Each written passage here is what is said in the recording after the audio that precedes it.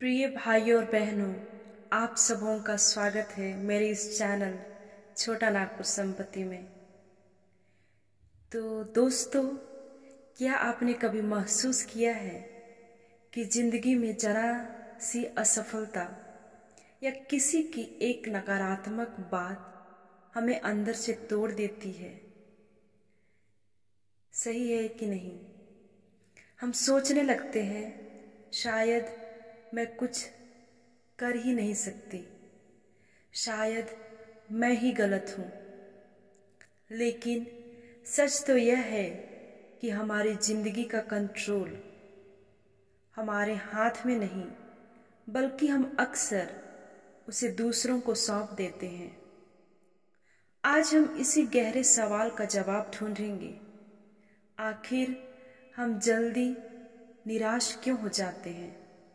अपनी जिंदगी का मालिकाना हक कहाँ खो देते हैं?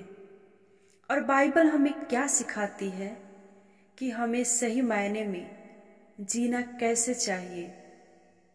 अगर आप भी कभी निराश हुए हैं, कभी अपने जीवन को बेकार समझा है, तो यह संदेश आपके दिल को छू लेगा और यह संदेश आपके लिए है। तो दोस्तों, मेरे पास कुछ सवाल है। आप लोग भी इन सवालों का बहुत बार इनका आंसर ढूंढने में आप अपना टाइम वेस्ट किए होंगे। तो आइए देखते हैं कि हम बहुत जल्दी निराश क्यों हो जाते हैं। निराश होने का वजह क्या है? और दूसरा क्वेश्चन है, हमारी जिंदगी का कंट्रोल कहाँ है और हम क्यों दूसरों को दे देते हैं? और तीसरी बात है, बाइबल हमें क्या सिखाती है कि हमें जीवन कैसे जीना चाहिए? तो दोस्तों, इन जो क्वेश्चंस हैं, 3 क्वेश्चंस जो मैं आपके सामने प्रस्तुत कर रही हूँ, साथ ही अंत में एक दिल छू लेने वाली कहानी भी मैं आप लोगों को बताऊंगी, जिससे यह सब बात एकदम साफ हो जाएगा। इसलिए आप लोग इस वीडियो के अंत तक बने रहिएगा। पहला सवाल, हम जल्दी निराश क्यों हो जाते हैं? इंसान की एक कमजोरी है, और यह कमजोरी यह है कि वह बाहरी परिस्थितियों और लोगों की बातों पर निर्भर करता है। हर एक इंसान की कमी है। हर एक यही सोचता है कि लोग मुझे किस नजरिया से देखते होंगे। लोगों का बाहरी परिस्थितियों और लोगों की बातों पर हमारा निर्भर होना। जब हमारी जो उम्मीद पूरी नहीं होती, या जब लोग हमें हमारी जो कीमत से कम आंकते हैं, तब हम जल्दी टूट जाते हैं। हम अपने जीवन की सफलता का मापदंड दूसरों के शब्दों, दूसरों की नजरों और समाज की अपेक्षाओं से जोड़ लेते हैं।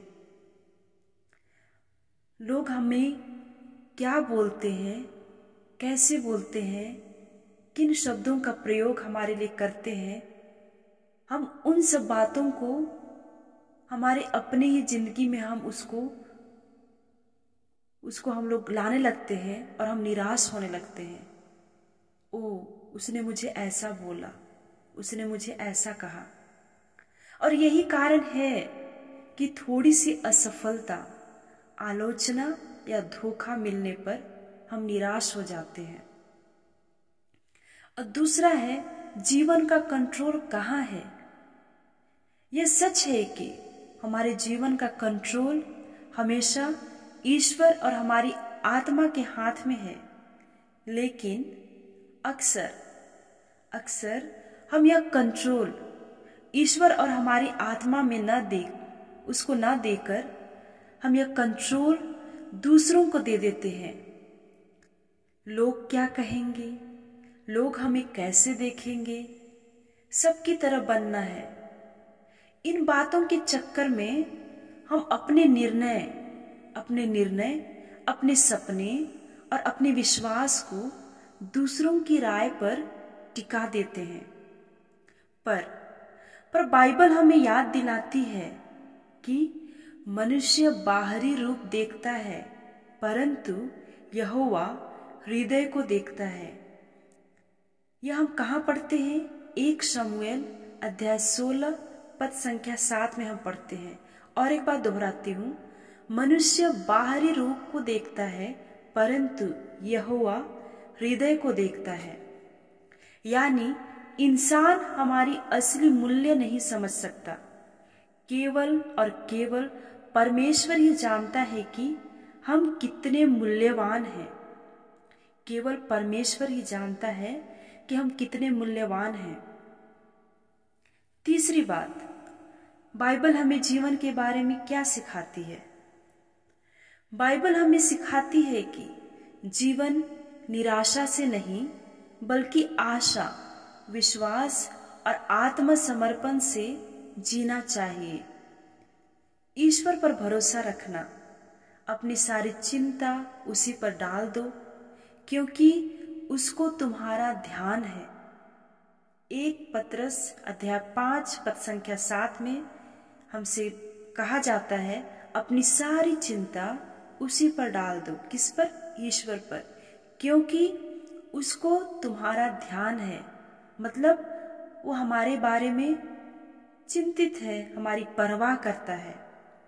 जब हम अपनी परेशानियां प्रभु को सौंपते हैं तो निराशा धीरे धीरे हट जाती है। दूसरी बात, इसमें दूसरों के अनुसार नहीं, ईश्वर की योजना के अनुसार जीना चाहिए। हम यिर्मयाह के अध्याय 29 पद संख्या 11 में पढ़ते हैं, मैं ही जानता हूं कि मैं तुम्हारे विषय में कैसी योजनाएं रखता हूं, कल्याण की और हानि की नहीं। ईश्वर हमारे विषय में हमेशा योजनाएं रखता है, वो भी कल्याण की, हमारी अच्छाई की, हमारी सफलताएं की। लेकिन ईश्वर हमारी कभी हानि नहीं चाहता। इसका मतलब है हमें अपनी जिंदगी दूसरों की सोच पर नहीं, बल्कि ईश्वर की योजना पर चलानी चाहिए। तीसरी बात, खुद को कमजोर मत समझो। हम फिलिपियों अध्याय 4 पद संख्या 13 में पढ़ते हैं, मैं मसीह में सब कुछ कर सकता हूँ जो मुझे शक्ति देता है। इसलिए खुद को कमजोर ना समझिए, क्योंकि मसीह जो हमारा शक्तिदाता है, मुक्तिदाता है, उसमें मैं मसीह में सब कुछ कर सकता हूँ। इतना विश्वास होना चाहिए कि मैं मसीह में सब कुछ कर सकता हूँ जो मुझे शक्ति देता है। अगर परमेश्वर हमारे साथ है तो असफलता भी हमें गिरा नहीं सकती। अगर परमेश्वर हमारे साथ है, इसलिए हमें हमेशा परमेश्वर को हमारे फोकस में रखना चाहिए, क्योंकि अगर परमेश्वर हमारे साथ है तो असफलता हमें गिरा नहीं सकती। तो दोस्तों, लास्टली मैं एक कहानी के द्वारा मैं इन बातों को आपके सामने रखना चाहती हूँ। कहानी है 2 बर्तन के बारे में। एक गांव में एक स्त्री रोज नदी से पानी भरकर घर लाती थी। उसके पास 2 घड़े थे। एक घड़ा पूरा था, दूसरा घड़ा फटा हुआ था और उसमें से आधा पानी रास्ते में गिर जाता था। फटा हुआ घड़ा रोज दुखी रहता था और खुद को बेकार समझता था। एक दिन उसने औरत से कहा, मैं व्यर्थ हूं, तुम मेहनत करके मुझे ढोती हो, पर मैं पूरा पानी नहीं पहुंचा पाता। कितना दुखी होके बोल रहा है, मैं व्यर्थ हूं, तुम मेहनत करके मुझे ढोती हो, पर मैं पूरा पानी नहीं पहुंचा पाता। औरत मुस्कुराई और बोली, क्या तुमने देखा है कि जिस तरफ से तुम आते हो रास्ते में कितने सुंदर फूल खिले हैं। मैंने तुम्हारी दरार से गिरने वाले पानी से वहां बीज बोए थे। अब वही फूल मेरे घर को सजाते हैं। कितनी सुंदर बात है। इस कहानी से हमें यही सीख मिलती है दोस्तों, जिस चीज को हम कमजोरी और निराशा समझते हैं, ईश्वर उसी को हमारी ताकत और आशीष बना सकता है। हम जल्दी निराश इसलिए हो जाते हैं क्योंकि हम दूसरों की राय पर जीते हैं। लेकिन जीवन का कंट्रोल ईश्वर और हमारे अपने निर्णयों के हाथ में है। और बाइबल हमें सिखाती है कि हमें प्रभु पर भरोसा रखते हुए अपने जीवन को उसकी योजना पर छोड़कर जीना चाहिए।